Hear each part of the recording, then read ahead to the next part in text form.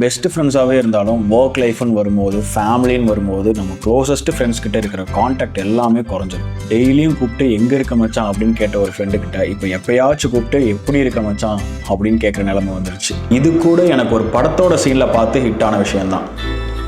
டேய், பொண்டாட்டி ஃபோன் அடிச்சுட்டே இருக்கா, நான் கிளம்புறேன். இந்த ட்ரிங்க்கு போகிற வழியில் ட்ரங்க் அண்ட் ட்ரைவ் பிடிச்சா அவங்களுக்கு கொடுத்துட்றேன். ஓகே மச்சே, பார்த்து போடா. பைடா, good night.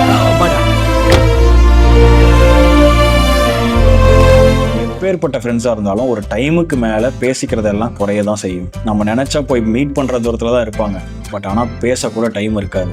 But still daily அந்த பர்சன் கிட்ட பேசினாலும் பேசலைனாலும் போய் மீட் பண்ணாலும் பண்ணலைனாலும் அந்த ஒரு பர்சன் நமக்கு எப்போயுமே பெஸ்ட் ஃப்ரெண்ட் தான்.